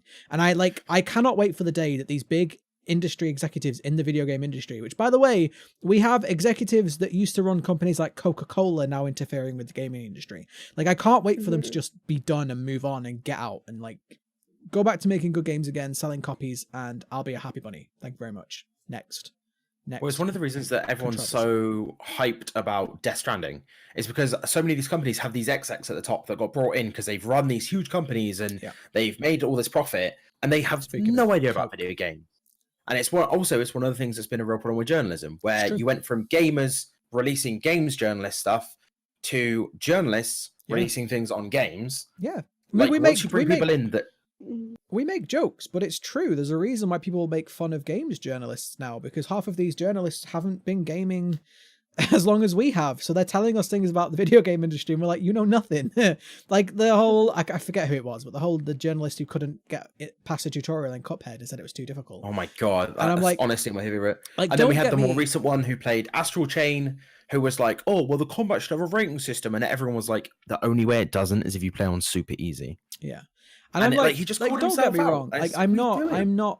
I hate gatekeeping. I'm like, anyone can enjoy a video game. If you're bad at video games, that's fine. But don't be bad at video games and then try and be a video game journalist. You have to have some level of I'm bad at video skill. games and I'm on this podcast. Are you calling me out? No, but you can get past a tutorial in games though. You've played Satisfactory and stuff like that. Do you know what I mean? I'm just kidding. No, I know. But it's true. I don't like gatekeeping, and the idea of that anybody, I feel like if anybody should be able to enjoy a video game regardless of their skill level, and this is why I've always said, games like Dark Souls, there's no problem having an easy mode and things like that. Don't get triggered. We've already had that discussion. But my point is that I hate gatekeeping, but at the same time, if you have no interest in video games, then why are you doing things like being a journalist? And the same thing, if you have no interest in video games, why are you being an executive for a video game company? Then it's clear they only really care about making profit, not the actual industry, But full circle back to where I was going before we got distracted. That's why I think so many people are excited for Death Stranding, because Kojima has just gone, I'm my own executive and I don't care about my board of directors. I'm making it, he's been given the freedom to make it. He is a gamer. Kojima has been making games since I was in nappies. And now people have basically just gone, cool, Kojima, you're a bit mental, but sometimes it works. Make whatever game you want to make. On the topic of Death Stranding, I feel like there was a lot of real hype after PC got cancelled, Kojima left, there was a lot of hype for it. And I think as more and more information has come out, a lot of people are thinking I'm not sure Death Stranding is going to be for me. And I feel like I'm probably going to play it and enjoy it. But I also feel like for a game that's not out yet to cause so much discussion and interest is a good thing. It shows that you're right. He cares about his game. He's passionate about them. I mean, you can see when he comes up on stage and talks about his game, how much he cares about it. You know what I mean? And we need more of that. And even if Death Stranding isn't the best game ever, which it's not going to be, I'm going to be honest, it's not going to be the best game ever. From what I've seen of it, I'm not saying it's going to be a bad game. It could be amazing, but it's not going to be the best video game you've ever played. However, definitely, I think it's going to be an interesting experience, but we're not putting it out there. Yeah, exactly. But the fact that these games, like I said before with Damascus's game, playing a game that somebody obviously clearly loved and wanted to be the best game ever is way better than playing a game that was amazing but soulless. And this is my whole point with World of Warcraft Modern at the moment. World of Warcraft Modern has been improved over the 15 years or whatever it's been out for, so much so that World of Warcraft Modern is so much better in so many ways than World of Warcraft Classic. But why are so many people loving World of Warcraft Classic, especially people that really don't like World of Warcraft Modern? One is an objectively better game, but one had a lot of heart and soul and love poured into it, even though it wasn't that great. And I think a lot of people are really enjoying Classic over. Look, I feel like at the moment there are two camps of people. There are people that love Modern WoW and people that love Classic WoW. And it's really like heartening to see that people are really enjoying Classic, myself included, just because it shows that a game doesn't have to be the best game ever if effort and love was poured into it. I know it sounds really cheesy, but like, you know, if you worked really hard to try and make the best game ever, people will forgive you when your game is janky, just like many people forgave World of Warcraft Classic. As much of a clusterfuck that game was, people loved it. People played it for years. But when a game comes out and it could have the shiniest graphics ever, it could have the coolest mechanics ever, but if it comes out and it's clearly just a cash grab like Anthem, people won't forgive you because they can tell. People know when a cash grab is a cash grab and they will not forgive you for that crap. It's the same with Fallout 76. It was obvious that they just wanted to cash in on this whole live service trend. They didn't actually care about making the best game ever, because if they had have cared about making the best game ever, they wouldn't have released it in such a state. And it's the same with Anthem. So yeah, just to sort of go back to the beginning of this whole topic of Anthem and live service games, I just can't wait for it to be done. Like, I can't wait for this period of the, and I feel like people are going to look back at this period and call it like the dark age of the video game industry. But like, I just can't wait for it to be done. Like, can we just go back to making good games? Fall of the video game industry. Yeah, it is. It's like the second dark ages. This is like World War II. The thing is, there's like some games that, so like, I've been playing South Park Fractured But Whole, as we spoke about earlier.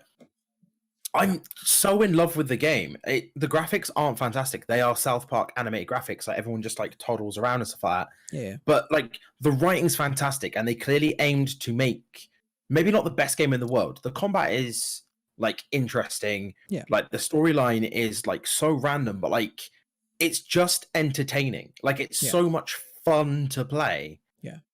And I said this in stream today, and I completely meant it. Where I just like, this could be one of the best games that I've played this year, and it's not. There's no monetization. It was released as a complete game. There is some DLCs in there. I haven't played them. I don't own them. Yeah, but again, you forgive honestly, that stuff. It's the kind of thing where exactly. But like, Marvel Spider-Man is what, like, a game I played it. It was fantastic. No monetization. They're really like, there's 3 DLCs or something. I'm definitely gonna buy them. Maybe not now, maybe not tomorrow. I'm gonna pick them up because the game was fantastic. Why would I not? Exactly. And that's what DLC should be. You should love the game so much that you want to buy more of it, and then you will buy more of it. It's almost like, you know, when you make a book, right? Because you know I love analogies, right? You know when you write a book, and if somebody loves that book so much, then you write a sequel to the book. People will buy the sequel, right? Because they were like, oh my god, that first one was so great. I want to know what happens next. It's the same thing with video games, right? If you make a great game, people love it, they will buy the DLC.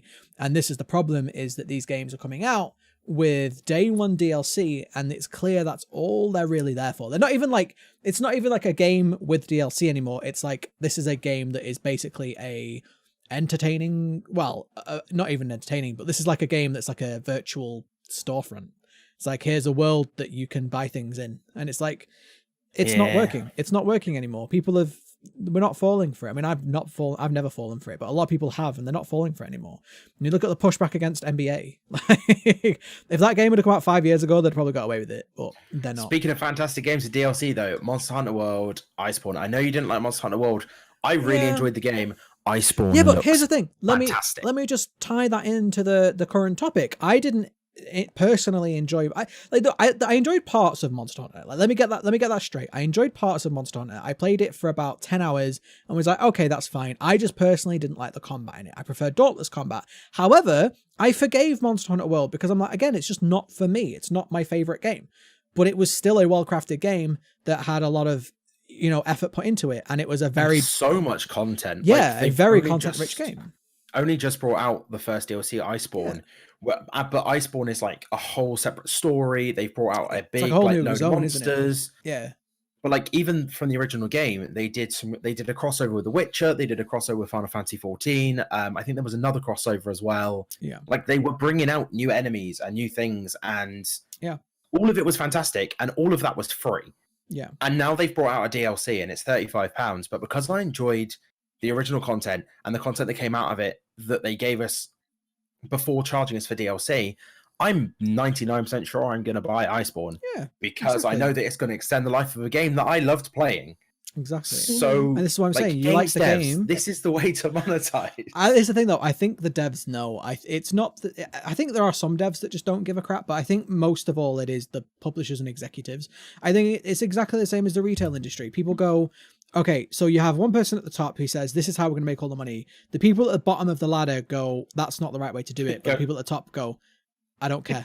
Like, this is the way you're doing it. So, but yeah, I think that I can't wait for this trend to end. I feel like it's been a long time coming. It's going to end in blood, sweat, and tears, mainly tears. And I'm done. I'd rather not be the Grumpy Brit anymore. I'd rather be the let's celebrate video games and be happy and not be negative anymore. But it ain't in a gonna perfect happen. world, eh? In a perfect world. There was a segue in that I was going to go to something else, but I've totally forgotten it now. Why No, can't that we was just it. randomly I remembered stumble it. into things? I remembered it. No. So I had an idea. I think we may have spoken about this on a previous podcast or on a previous pre-show. I'm not too sure, but now Taylor is here. We can talk about it again. So I had an idea for some Christmas content because I've got loads of Christmas content ideas this year. But I was going to do some like top 10s and stuff. However, why don't this is up to you guys as well. But I had an idea. The Golden Joystick, I think it is the Golden Joystick Awards. They're going on right now. You can go and vote for your favorite games if you want to. I don't really care if you do or you don't. However, I had an idea we could do the Grumpy Gaming Awards, and we could do like rather than me just doing here's my top 10. I'm probably still going to do that. Why don't we just do Grumpy Joystick Awards? Well, the Grumpy Gaming Awards is the GG Awards, and if you Google the GG Awards, it comes up with the Golden Globes. However, I had an idea of we could do it together rather than just me doing it by myself. It's up to you. I'm probably still going to do it by myself anyway, but I thought if we all get involved and we could have our glamorous assistant, Taylor, read out the winners, because, you know, you have to have a glamorous assistant. Our glamorous podcast guest. Yeah, well, if she turns up. Should we do Golden Joystick predictions as well? Should Well, we do a stream where we go through the Golden Joystick Awards? And do I wouldn't mind watching it. When is it, though? It depends when it is. I don't know. Because I have a work schedule. We'll check after the podcast. But yeah, if I can, I will. However, I have been planning this year because I missed it last year. I didn't get around to doing top 10s and stuff. And I love top 10s end of years. I love like going back through the year and like celebrating. I'm going to do a top 10 best and top 10 worst, or bottom 10, I guess. Bottom 10 worst. I haven't played any of these games. I feel like 10 when we all do it is a lot. Why don't we do 5? We could discuss the logistics of it. But Taylor only played 3 games this year. True. That's so rude because I definitely played those 3. Taylor's like, number 1, Hempire. It's a mobile game. It's really easy to pick up. Number 2, modded Minecraft. Number 3, unmodded Minecraft. I couldn't do the other 2 slots, so I'm going to put movies in because I haven't played any more games. I'm so offended. You should be offended. We're going to kick him off the podcast. We've missed Taylor so much, and then she comes back and we just bully her. You forgot House Flipper. Oh, I did forget. And Please let me forget. Please let me forget House Flipper again. Well, Sims technically didn't come out this year. We could do like a section for DLCs, like a section for like expansions of DLCs. Yeah. Wait, we're doing this year's releases, or we're doing this year's what we played? Well, we could do that as well because like I'm definitely going to do. I didn't play anything. I'm going to do like my own videos too, but I thought it'd be cool if we did it together. I like it when we do content together. It's more fun. But if we do 5 best and 5 worst, then that's 10 each. I really enjoyed doing the E3 stuff with us. Well, we can like agree on some as well. Some of these award things are amazing. Best game expansion, best visual design. Okay, this is like non-spons thing, but PewDiePie. Sorry, this is like completely unrelated. But next PewDiePie sponsor. So PewDiePie talked about Honey, I think, like that coupon site. Yeah. I just used it on something and saved $87. Wow. I'm adding more shit to my cart. Not sponsored. I always hear Chrome extension, really good. Free on to YouTube, you. and I'm about to like be really offensive here, but whenever like I'm getting annoyed by YouTube ads because not only did I get a G2A one yesterday, which I reported as inappropriate, right? But I keep getting adverts that really annoy me, and one of them is like this one for Honey, and every time it's like the advert just starts off with some guy, I don't know who he is, I think he's like a YouTuber, but some guy being like, "Honey is a free," and I'm like, why do you shout every time? Like, just shush, please. So I use ASMR to fall asleep, and they need to stop running super loud, aggressive ads on ASMR No, videos. this is a legit thing, right? So when I'm playing Dead by Daylight, I usually have a YouTube open, right? And YouTube has a real problem. YouTube, I'm calling you out again. Oh, we have some YouTube news we can talk about. I'm calling you out, YouTube, right? Because they need, I don't, well, they're not going to promote it anyway, so what's the point? But they need to like find like whenever I'm listening to a video, I have the video fairly quiet so I can still hear things as a killer, right? Because you need to hear like survivors and whatever. And then all of a sudden an advert will come on super loud and then I can't hear anything and I'm like, I can't read it Dead by Daylight because of the YouTube ads. I'm like, God damn it. Which I'm like, I'm getting this close. I'm getting this close to being like, I'm going to install AdBlock for when I'm playing Dead by Daylight, just so I don't have to listen to ads while I play Dead by Daylight. I'm not going to do it, obviously, because I like to support creators and stuff, but I'm getting to that point where I'm like, come on, YouTube, sort your ads out. Anyway, what were we saying before I shouted over you? I shouted over somebody. Taylor. I don't know, I was talking about something completely irrelevant. Yeah, we're talking about I'm sorry, that's why my face immediately went like, One of the award things is best hardware, and all of the options are awful. Why'd you get an award for best hardware? Like, what, like graphics cards and stuff, or like yeah. So one of them's like so it's the Honor 20 Pro, the Huawei phone, the Nintendo Labo VR. No, thank you. The card. Didn't the Huawei phones sell people's information to China? Who? So you usually shout at us for like coming up with conspiracy theories. You're always like, that's not we're gonna get sued. We're gonna get just sued by Huawei. Who, let's be fair, like, can they really sue us? Because they'll turn up to court and be like, and against the Grumpy Gaming Week. Okay, podcast, just cut that out because I don't like being controversial. No, I was gonna say we should come up with, you know, like how we like, as content creators, you need to try and like find like long-term running jokes. I'm just giving away all the secrets of YouTube right now. But it's like, just gonna be me making up strange. Well, it's like, who are we going to get sued by this week? Last week it was G2A. This week it'll be Huawei, which I love when people try and say. I love when people try and like pronounce Huawei and they can't say it right. I've heard some really right corkers. Like, I have a Huawei phone. It's like, okay, sure, Karen. Sure. I mean, you have a what? I'm surprised you don't say it messed up because you have a long list of words you can't pronounce. Excuse me, I'm English. Earlier on, we say it correctly. You said incorrectly. when you said when you make a book, I thought you said when you make a buck, and I thought you meant like, you know, when businesses like the first $1 we made. I literally thought you were talking about that. Is that thing people do? Funny. Is that thing people do? Like the first $1 I made. I should have saved mine. The first penny I made from first penny you made, and then you have to Twitch like 3 months to send me. you have to cut like a hole out of it and then send it off to the tax man. Yeah, true. Right, that was the topic that I just totally remembered about that we weren't actually going to talk about, but I am going to. Paying taxes. No, definitely pay your taxes. Don't do a Jimmy Carr. And that was confirmed, so I can make that joke. And even Jimmy Carr made that joke, so it's fine. He can't sue me. Although I would love for Jimmy Carr to take me to court. That would be so funny. Can we just not get taken to court 1 week? Can we just not? Can we just not get sued this week, please? Thank you. Mobile Game of the Year's in the awards. Is Hempire in there? God damn it! But no, YouTube have been angering people again. This is like hot off the press news as well. So YouTube have been angering people again. Next wave of taking away people's partner. Yeah, pretty much. So I don't know if you've heard about this, Taylor, but YouTube have been unverifying people. So if you don't know what that means, you can be verified on YouTube just like you can on Twitter and other social medias where you have a little tick next to your name. And for a long, long time, a lot of people with very big channels have been verified. And I believe at one point it had a minimum amount of subscribers that you had to have before you could apply for it. And many people recently have been sent just a random generic email from YouTube being like, hey, you don't meet our requirements for verification anymore. You're getting unverified now. Bye. And this has been hitting like massive channels. Like, we're talking a lot of people have been unverified. Just off the top of my head, David Frith, the guy who made Salad Fingers, he's been unverified. The Quartering, I know Raina Scully. So the dumb thing is, Raina Scully used to be a SourceFed host, and now she makes all of her own content. Yeah. She got unverified, and they give you a reason, and they literally said on it, it's like, you need to be of a recognizable brand.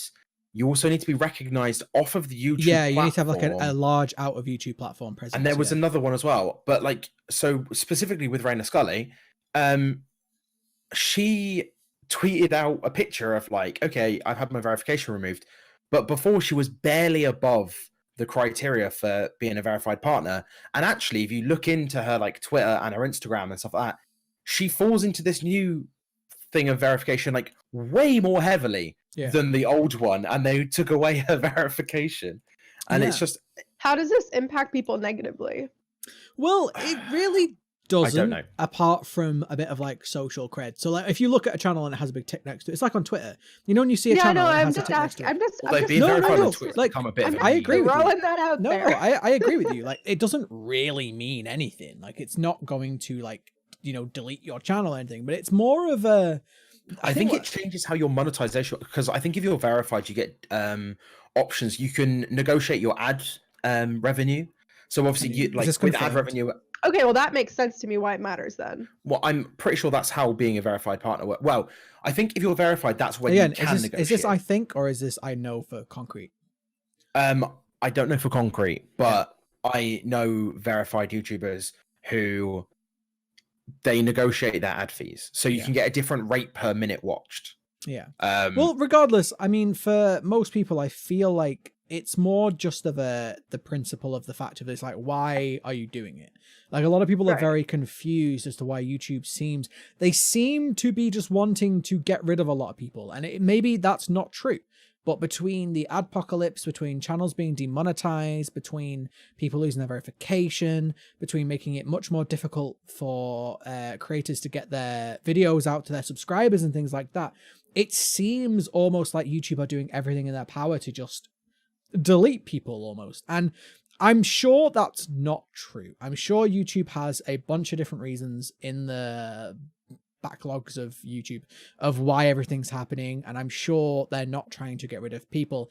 But when they're doing all of these things, and they're also pushing really hard into trying to get celebrities on YouTube to make content, and people have this is no disrespect to any of these people, but people have said, you know, they seem to be more interested in giving Will Smith and Terry Crews and all these celebrities airtime. A lot of like late night show hosts as well. They promote a lot of their videos. Yeah, and on top of that, they're really pushing hard with their like Netflix style programs, which I refuse to watch any of them on principle. If you haven't seen, YouTube now have content you can pay for, essentially, like proper like again, like Netflix style shows where they've been produced by people in the industry rather than you or me. But it's getting a lot of people to question, well, why, you know, it's called YouTube for a reason, right? And the whole point is it's made by you and I. That was the whole point of YouTube. And it seems like YouTube has grown so big that it's no longer the same company it used to be. It is basically just another network now. It's like we're all kind of on Netflix, and it almost feels like they want to be Netflix 2.0, and so they want to get rid of people off the platform because they don't fit with the Netflix 2.0 core values. This is a little bit conspiracy theory. And again, I said, I reiterate this, I'm sure they have good reasons for all the things they're doing, but it feels that way, you know? I mean, YouTube was one of the last websites where to be partnered with them and be verified was entirely metric. Like it was have this many watch minutes, have this many subscribers. And I think what you're saying has some weight to it, because things like Twitter, Instagram, even like Twitch, if you want that verification mark, there's always a part of it that's not tangible. Like it's always like, oh, you need to be recognizable, you need to be a branding, or you need to, like with Twitch, there's a lot of things people will say. If you're pushing for partner and you have your 75 average viewers and all your followers, you're not necessarily just going to get partnered. Someone has to review your channel and say, people say like not have any muted VODs. You need to make sure that a lot of people say like having charity streams in the last 12 months will help. And there's all this stuff that like comes into it, and it's a lot less tangible. There's not a set rules of you have to have done. It's not a checklist. Which, basically, just to add to that, makes it even worse when Twitch has a hard and fast, like very tangible, very concrete criteria you have to reach regardless of your circumstances before you can even apply. And without going off on a whole other tangent, this is one of the reasons a lot of people actually went to Mixer instead of Twitch, and it was nothing to do with the viewership. It was the fact of that Mixer's way that you don't have to have like a set amount of average viewers, because Mixer were like, well, hang on a minute, if you're like a cooking streamer and you're like a Fortnite streamer, you're going to have a very different average viewership to this person. So why would we be like, this is the one number you have to have? Especially considering as well, sorry, I get very salty about this. Not that I'm anywhere near like being a partner on Twitch, but it's very silly when a lot of people who were made partner before the average threshold on Twitch went up to 75, don't even hit anywhere near 75 average viewers. So, and we all know why that was. They were like, shit, we have too many partners. We need to make it harder. Yeah, it was getting to so a point where too many people were getting there. Yeah. But no, I think you're right. Back to YouTube, like YouTube had like, it was completely tangible. You hit certain numbers, and a lot of websites recently have been trying to separate themselves from certain demographics. Maybe some of it is potentially political. There is a lot of arguments out there as to Twitter obviously rejecting check marks on certain people and not really giving answers why, Instagram doing the same kind of thing, and YouTube has been pushing down certain content. But it's like, there was people basically saying, well, how can you be pushing down my content when I'm a verified YouTuber? Yeah. And it seems like it could be a step that they are using to go, well, actually, if we take away a lot of the verifications and put in this kind of less tangible, oh, you need to be recognizable, you need to have like a branding, you need to, and these things that can't be measured. So you can't go to them and say, wait, I've met all these criteria, why am I not verified? Admittedly, their CEO, I always mispronounce her surname, Susan Wojcicki?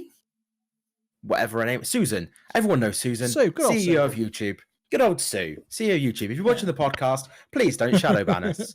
They don't watch little lowly people with only 50 odd views on each video. They don't watch that. You don't know who's watching. I know the algorithm watches us. The robot watches us. The robot goes, you bad. You say bad word. You know, get views because you bad. That's what the robot Not allowed to say insert beep here. Beep. I did it. So yeah, she released an apology saying, I'm sorry for the frustration and hurt that we caused with our new approach to verification. While we were trying to make improvements, we missed the mark. As I write this, we're working to address your concerns and we will have more updates Here's soon. the thing, right? Let me just get real with y'all. That's what the Americans say, right? Let me just like, look, if you want to remove people, right, and you want to take away, whoa, what happened there? Jeez. Yeah, mine spiked as well. Yeah, like, whoa, Jesus. This happens every time we're on US East. The Americans goddamn. Much of their accent. Yeah, you took the mick out of Americans in Discord, like, shut it down. Sure, you test it again, y'all. No, so, like, here's the thing, right? YouTube can do whatever they want. And I've said this a million times before. I'm not sticking up for YouTube. All I'm saying is it's their platform. They could do whatever they want. They could literally delete every video on the platform tomorrow. That is their prerogative. It's their site.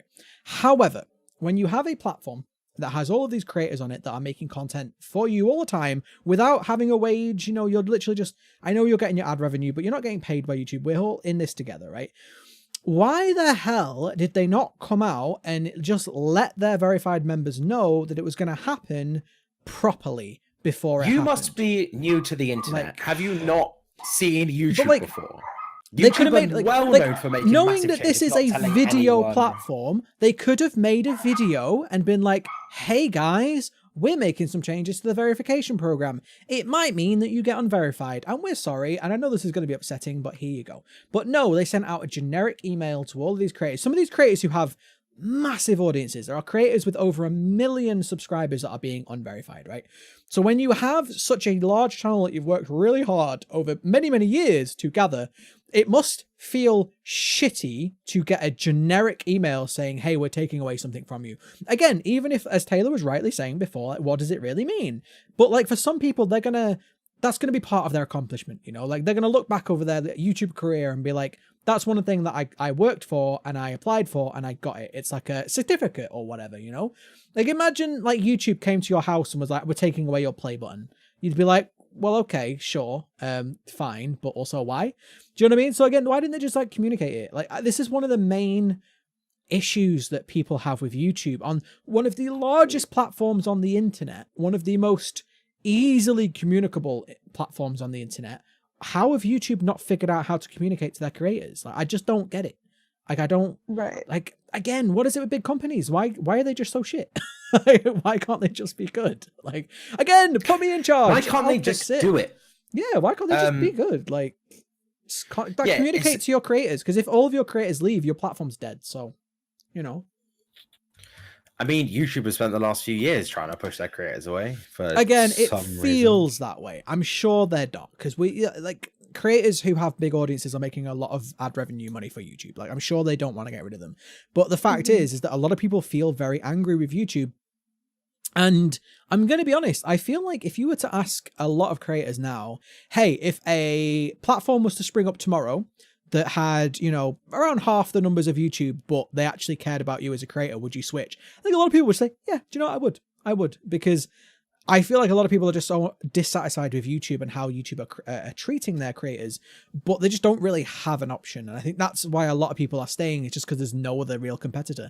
And it's the same thing with Twitch. You know, as soon as competitors to Twitch appeared, people flocked to them. Interestingly enough, a lot of those people end up flocking back to Twitch later on, but that's a topic for another day. But yeah, YouTube, again, you know, I'm at the moment trying to grow a YouTube channel. I'm part of this community, this cycle, and I do have a level of trust for YouTube, but just do better. Just communicate with your creators a little bit better, you know? And like, maybe rather than coming out with like an apology video, maybe come out with a video before you do it explaining why. Maybe.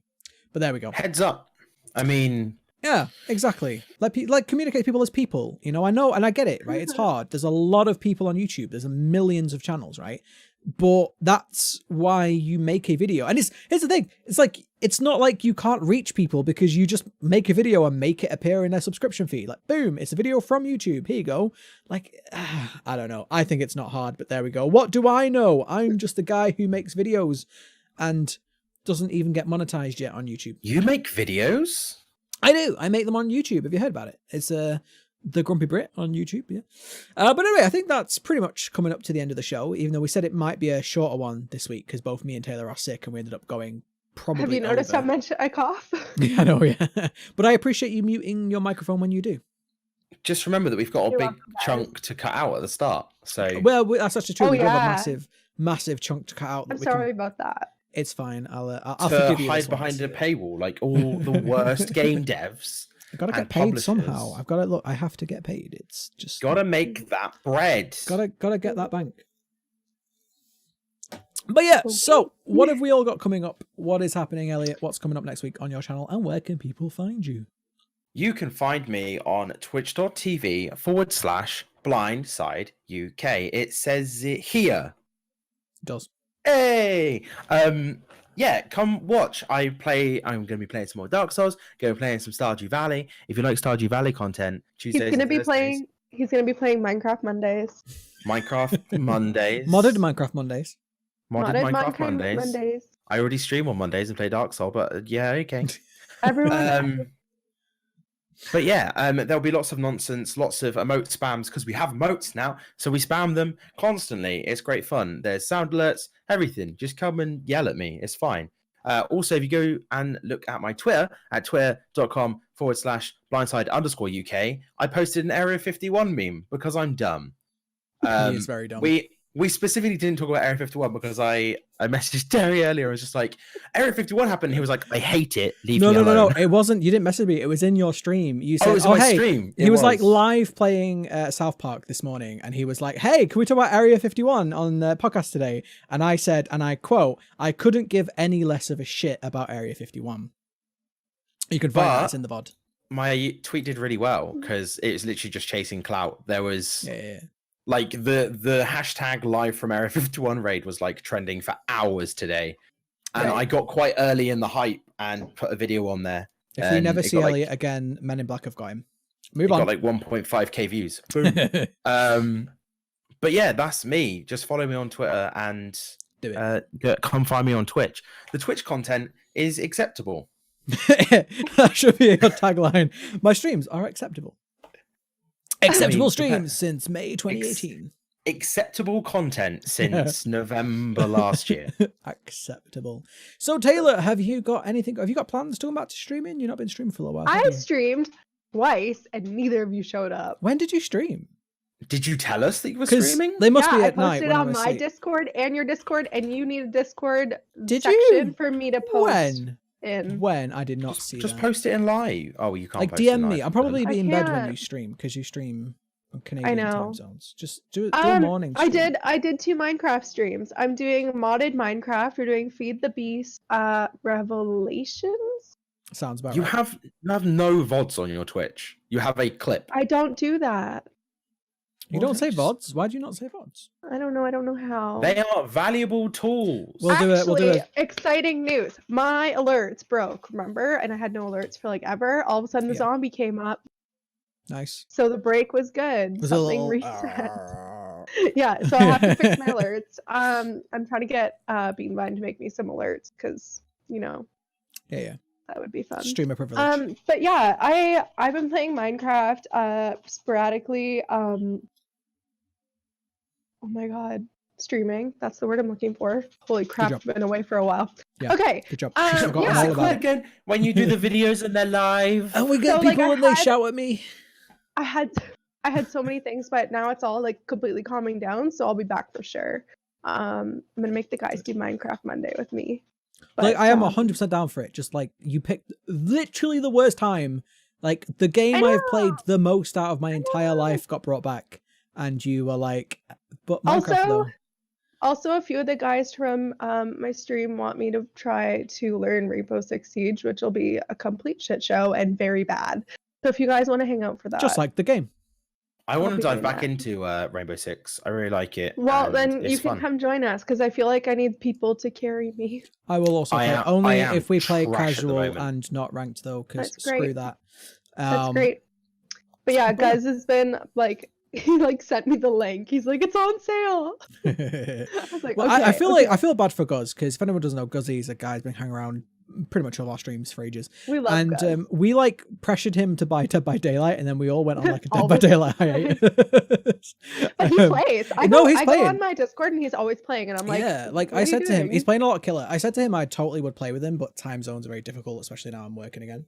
But yeah, if anyone ever wants to play a game with me or wants me to try a game or whatever, just send it to me on my Discord. You say this right. One day when like the YouTube channel blows up and we've got like 1 billion subscribers, we're like bigger than PewDiePie. It's never gonna happen, by the way. Like someone's gonna watch this video and you're gonna have like 100,000 people DMing you on Discord being like, play with me, play with me. Yeah, DM me on Discord. Actually, if anyone wants to join the Minecraft server, I play alone a lot of times because these guys suck. I will play with you. I said I will. Give me time. They're busy in the Muskokas doing something. I'll send you my details for you to buy me a copy of Minecraft. We will play Minecraft. Yeah, we'll do it. We'll do like a... I will buy you Minecraft. Yeah, no, that's why I said I'd send you my details to buy me Minecraft. It wasn't a joke or a bit. It's just a promise. Okay, he's like, if I'm playing, you're buying. But yeah, I don't even know what I have coming up on my channel.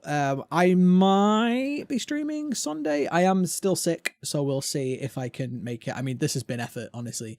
So maybe streams, but when I come back to streaming, I'm probably going to be doing Minecraft. No, there's a game just come out. I want to play it. It's called Hot Lava. It looks really fun. It's basically, you know, The Floor is Lava, that game you used to play as a kid. It's that, but a game. And it looks pretty fun. So I'm probably going to stream that. I've seen this. It's just I know I have seen this game. It looks really good. Yeah. I know its day has come and gone, but we were going to play Keep Talking, Nobody Explodes. We never did it. Hot Lava's multiplayer too. We definitely will. Look, we said we're going to make content out of it. Okay. But Isn't yes. that VR though? What? Keep Talking Nobody Explodes? Keep Talking and Nobody... No, you don't have to do it. You don't have to do it in VR. No, it's not VR. You can do it face to face. It is, but like you don't have to. Yeah, We need to get a VR kit. I haven't got room for a VR kit.